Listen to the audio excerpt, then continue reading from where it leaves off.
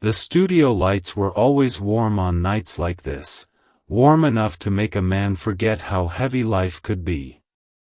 You could hear the crowd settling in, waiting for that familiar shuffle across the living room set, waiting for the sound of a grumpy old man pretending to clutch his chest and shout his way into America's heart. And for a moment, it felt like the whole country was laughing together again, the way families once did around a single glowing TV. But behind that laughter lived a story far bigger, far rougher, than most people ever knew. A child with red hair too bright for the neighborhood. A teenager running the streets, sleeping wherever the night allowed. A man who built himself from nothing but jokes sharp enough to survive the world he was born into. And yet, after decades of making the nation laugh, he would one day stand in his own home as strangers carried everything he owned out the front door. It makes you wonder. What does America really give back to the people who spend their lives trying to make it smile? He came into the world on a cold December morning in St. Louis, a small boy with hair the color of a rising flame.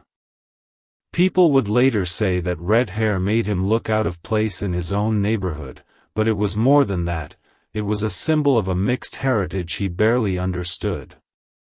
His grandmother was a full-blooded Native American woman, stern but gentle, the one who tied his shoes when his hands were too small and wiped his face when he cried. And he cried often in those early years, especially after the day his father walked out the door and never came back. His mother tried to hold the family together, but life in 1920s America wasn't kind to a young black woman raising two boys alone. When she fell in with a man connected to Al Capone's circle, danger became a quiet visitor in their home. Then came the moment that changed everything. She packed her bags for Chicago and left her sons behind with their grandmother. For a boy not yet old enough to understand abandonment, the wound cut deep and stayed with him long after he learned to hide it behind a joke. Living with his grandmother meant learning what poverty felt like before he could spell the word. The small apartment was cramped, the pantry thin, and the winters cruel. His older brother, Fred G. Sanford Jr., was already drifting in and out of trouble. Jail became a revolving door for him, but in Redd's eyes, Fred was larger than life, a rebel, a survivor, the closest thing he had to a hero. And like many younger brothers, he copied what he admired, even when it led him down roads he shouldn't have walked. School gave him no refuge. Even in an all-black classroom, his light complexion and bright hair made him a target. Kids teased him, pushed him, called him names he carried like stones in his pocket. But every time someone tried to cut him down, he cut right back, with words sharp enough to sting. The classroom became his first stage, and the dozens became his first script. He learned to defend himself with laughter, to turn pain into punchlines, to hide hurt behind timing. One of the faces in that classroom would follow him into adulthood, a skinny girl named LaWanda Page. No one knew then that she would become Aunt Esther, the sharp-tongued woman who traded insults with him every week on national television. Back then, they were just two kids trying to survive the same neighborhood storm. Trouble finally found him in the 5th grade. A teacher pushed him too far, and he threw a book across the room, one act of anger that got him expelled and sent back into the streets. By age 10, school was behind him, and the city became his new teacher. But his grandmother was getting older, her hands shaking more each year. She couldn't chase after two boys forever, so she sent Redd to Chicago to reunite with the mother he barely recognized. Chicago was louder, faster, and harsher than St. Louis. It swallowed young boys whole. Redd tried to stay afloat, but the pull of the streets was strong. By 8th grade, he dropped out completely and joined the 58th Street Gang, spending his days on the corners, trading jokes and jabs with his friends. They played the dozen so fiercely that fights often came right after the laughter. Redd didn't care.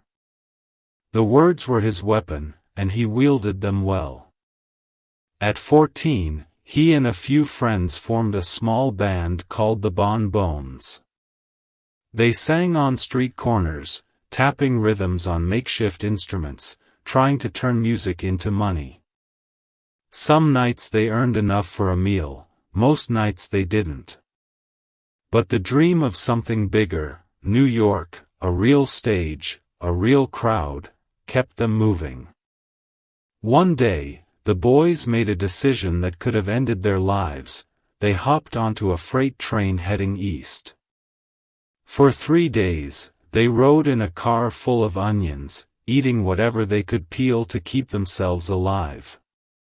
When the train reached New Jersey, the police were waiting. Redd slipped away, running as fast as he could toward a ferry bound for New York. His friends weren't as lucky. Harlem in those days was a world of its own, a pulse, a rhythm, a promise. Redd arrived with no money, no place to sleep, and no plan beyond survival. 30 days later, his friends were released and joined him. Together they rebuilt their band, but the world had other plans. In 1942, the draft board came calling. World War II needed bodies, and theirs were on the list. But Redd had no intention of going to war. Survival was his craft. So he swallowed a bar of soap, yes, soap, just to trigger a reaction strong enough to fail the medical exam. When the doctors heard his heart racing and saw his body trembling, they marked him unfit for duty. It was reckless, desperate, and undeniably bold, 3 traits that would shape the rest of his life. Homeless again after the band dissolved, he drifted from job to job, dancer, comedian, dishwasher, anything that paid enough to keep him moving. At night he slept on rooftops, wrapping himself in newspaper to stay warm. But even in the cold, even with nothing to his name, people were drawn to him. His complexion, his red hair, the way he dressed, broke but stylish, earned him the nickname Foxy. Soon he leaned into it, shaping the stage name that would follow him forever, Redd Foxx. He was still broke, still hungry, still fighting to keep his head above water. But the world was starting to notice him. And somewhere inside that skinny kid with the fire-colored hair, a voice whispered that laughter, his laughter, might just be his way out. By the time he reached his early 30s, the road behind him looked like a trail only the desperate or the determined would ever walk. But the road ahead, the one shimmering beneath the neon lights of Las Vegas, was something different. It was possibility. It was danger. It was everything he'd been chasing since those long nights on Harlem rooftops, wrapped in yesterday's news to stay alive. Las Vegas in the 1950s promised fame, but not to everyone. A black entertainer could light up the stage, bring the house down, make the room roar with laughter, and still be told to sleep in a rundown motel far from the casinos he filled. Redd saw it happen to legends, Sammy Davis Jr., Dorothy Dandridge, Louis Armstrong. They played to packed white audiences, yet were barred from walking through the front door of the very hotels that paid them. But Redd didn't flinch.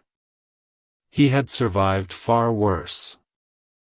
And when he stepped onto a Vegas stage, something electric happened.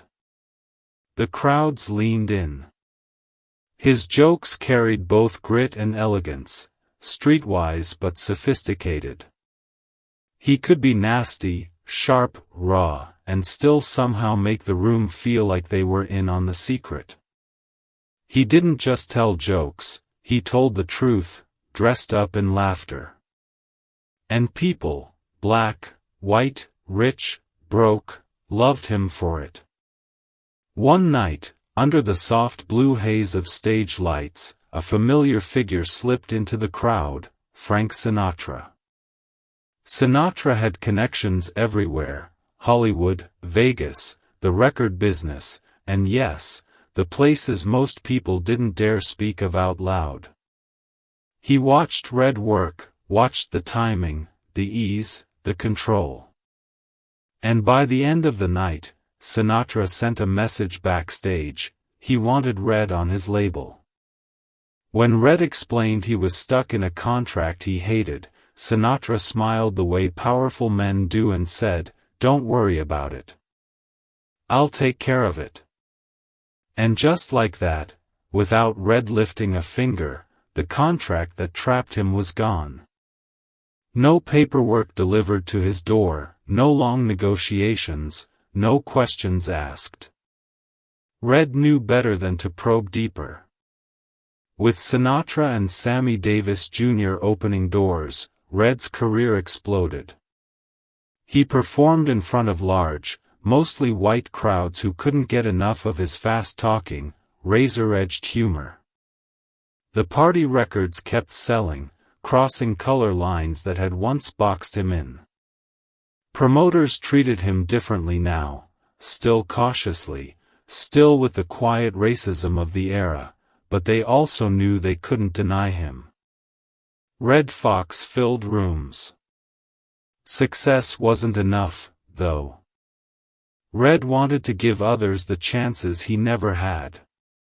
So he opened his own place in California, the Redd Foxx Club, known to regulars simply as Redd's Place. It became a legendary proving ground, a sanctuary for up-and-coming black comedians who needed a stage, a mic, and someone who understood what survival looked like. Richard Pryor worked there. Flip Wilson. Bill Cosby. Musicians drifted through nightly, turning the club into a storm of sound, laughter, arguments, fistfights, and cigarette smoke thick enough to breathe. Redd was king of that world.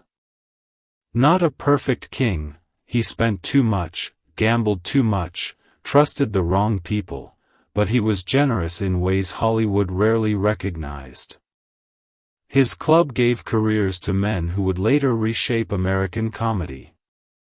And then Hollywood finally came calling for him. He had played a small part in Cotton Comes to Harlem, just long enough for producer Norman Lear to take notice. Lear, already shaping some of the most powerful sitcoms in television history, was developing an American version of the British comedy Steptoe and Son. He needed a man with grit. A man with timing. A man America would believe. Redd Foxx was all three. During the audition with Demond Wilson, something clicked. Their rhythms matched. Their voices balanced each other. It felt like family, real family, the kind that argues, jokes, forgives, and holds on tight even when the world outside is cold.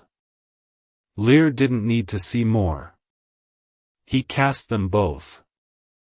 On January 14, 1972, Sanford and Son premiered on NBC. Within weeks it became the second highest-rated show in the country, right behind All in the Family. People rearranged their Friday nights around it. Kids knew the theme song by heart.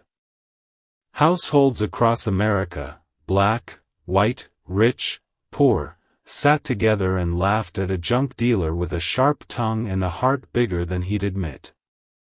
Redd made $20,000 an episode, a fortune to a man who once hopped trains to survive.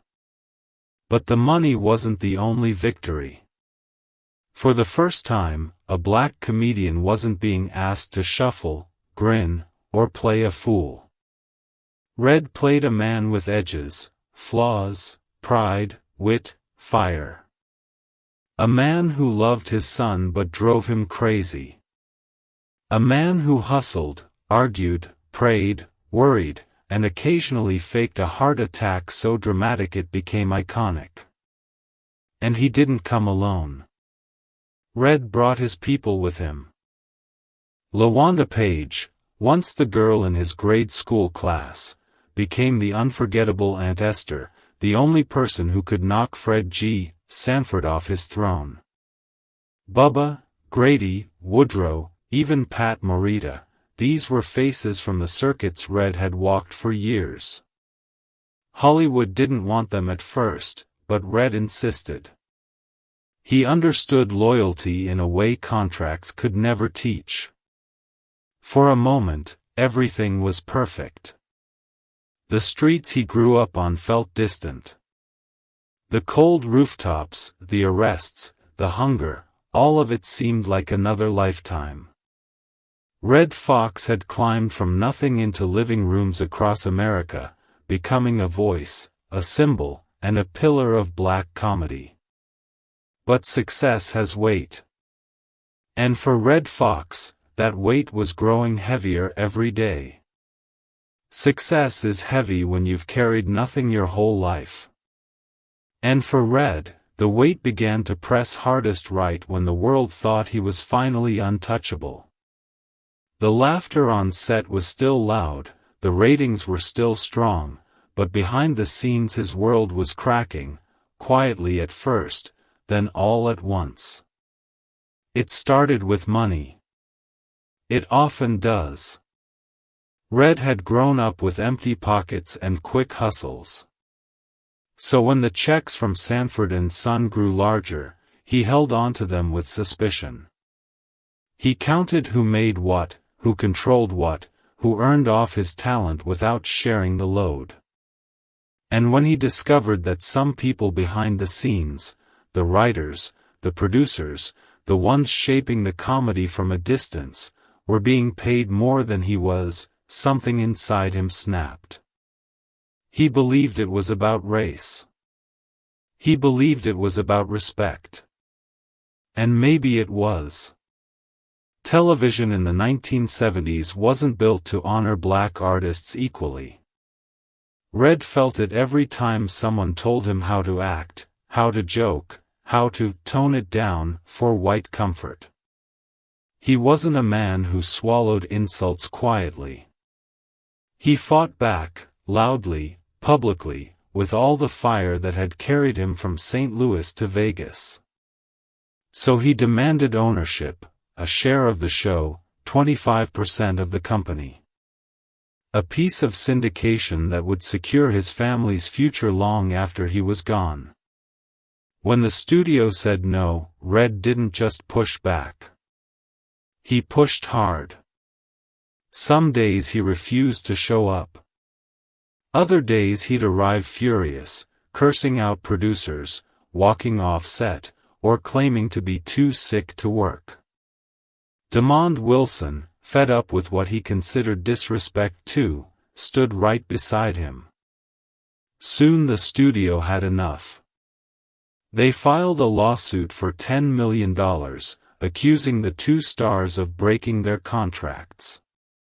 Meanwhile, Redd's marriage, 19 years of storms and reconciliations, was reaching its final breaking point. Betty Jean had survived the long nights, the rage, the affairs, the emotional bruises that weren't always visible but always present. Redd loved hard but lived harder, burning through friendships, money, and stability with the same intensity he brought to the stage. Eventually, Betty Jean filed for divorce. The woman who had stood beside him before Vegas, before Hollywood, before the fame, walked away. And fame, once a warm light in his life, began to flicker. After returning to Sanford and Son to finish out the obligations of his contract, Redd felt his heart wasn't in it anymore. Tired of the battles, tired of the workplace tension, tired of the feeling that he was being controlled by people who didn't understand him, he pulled the plug. He walked away from the show that made him a household name. But the timing couldn't have been worse. He jumped to ABC with the Redd Foxx Comedy Hour, a bold new project that made him the first black executive producer of a primetime network series. The pay was high, the title historic, and the potential enormous.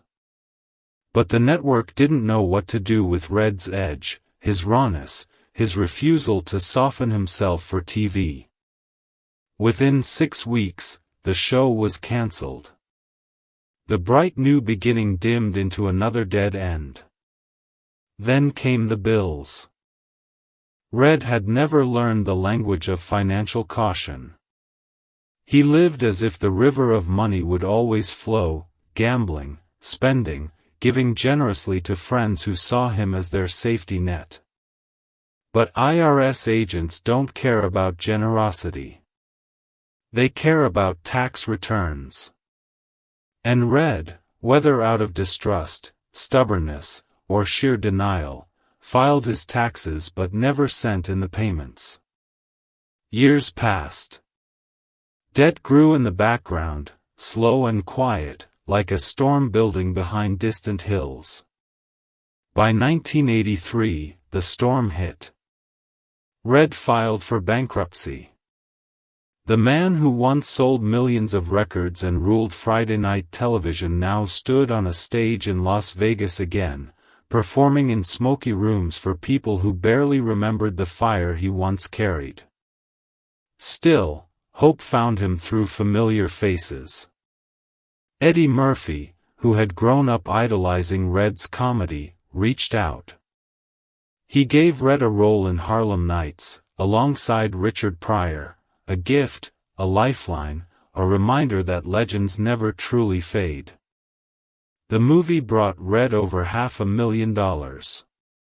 For a brief moment, it looked like he might climb out of the hole. But the IRS had been watching. In 1989, they hit him with another lien, nearly $1 million owed between 1983 and 1986. Then came the moment millions of Americans would never forget, the day the IRS walked into Redd's house and began taking everything. Cars, furniture, jewelry, even the cash in his pockets. Television cameras recorded him crying as strangers emptied his life piece by piece. They left him one thing, his bed. Everything else was gone. Redd said it was racism. Others said it was years of ignoring warnings. Maybe it was both. Maybe it was neither. What mattered was the pain etched on his face, a man who gave the world laughter now standing alone in a stripped-down home. Friends tried to help. Sinatra had bailed him out years earlier. Sammy Davis Jr. had done the same. Eddie Murphy was helping again. But Redd was tired, worn down by battles he never truly won, and haunted by the ones he never should have fought in the first place. And yet, even with everything falling apart, life was not done offering him one final chance. Across America, people who grew up watching Sanford and Son carried a complicated kind of grief when they learned what had happened to Redd. For decades, he had been the man who made the nation laugh about things that weren't funny in real life: poverty, pride, frustration, broken families, the hustle of survival. His comedy held a mirror to Black America, but strangely, it also opened a window for white America to see a world they rarely looked at honestly. When news broke about the IRS taking everything he owned, many people, black and white, felt the sting of something deeper than unpaid taxes. They saw a system swallowing a man who had fought his whole life to stand on his own terms.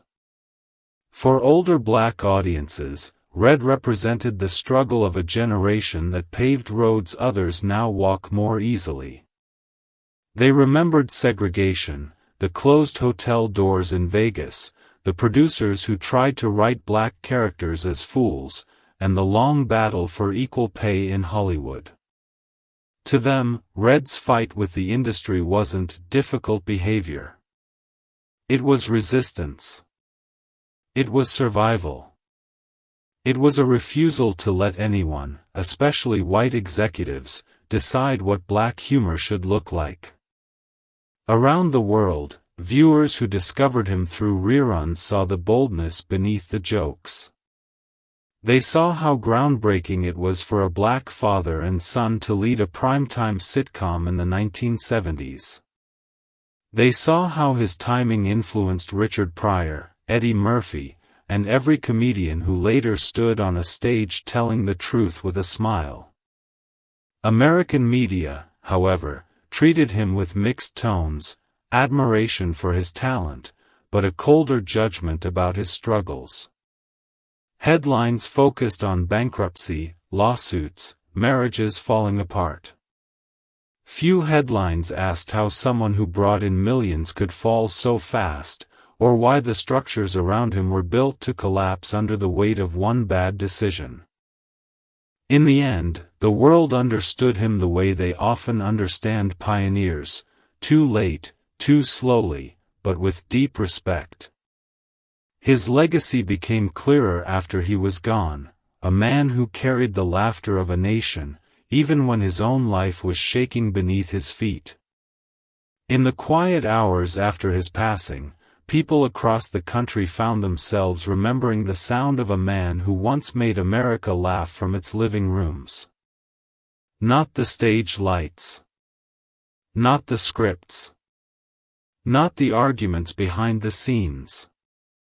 Just the laughter, raw, musical, defiant, the laughter he shaped out of a life that rarely gave him anything easy. Redd Foxx didn't walk an ordinary road. He stumbled through poverty, fought through segregation, hustled through backrooms and alleyways, then rose into the bright center of American television. And even when success slipped through his fingers, even when money, contracts, and illness pushed him to the edge, his spirit never lost that sharp, clever spark that first lit up a Harlem street corner. His legacy is more than a sitcom. It's more than the party records, the Vegas shows, the punchlines that made entire audiences fall out of their seats. His legacy lives in every black comedian who stands on a stage today with the freedom to be real, to be bold, to be themselves.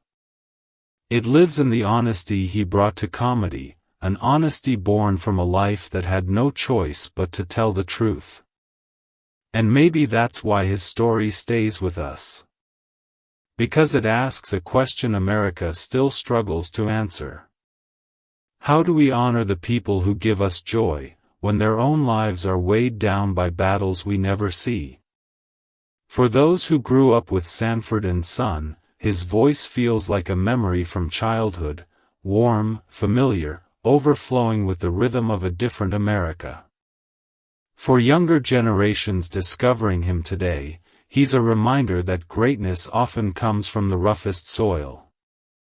If his story brings someone to mind, someone who made you laugh, someone you miss, someone who carried more weight than the world ever knew, feel free to share their name in the comments. Stories like his remind us how important it is to keep those memories alive. And if journeys like this make you pause, reflect, and look at our history with a little more heart, stay with us. There are more stories to tell, more voices worth remembering. Until next time, keep his story alive.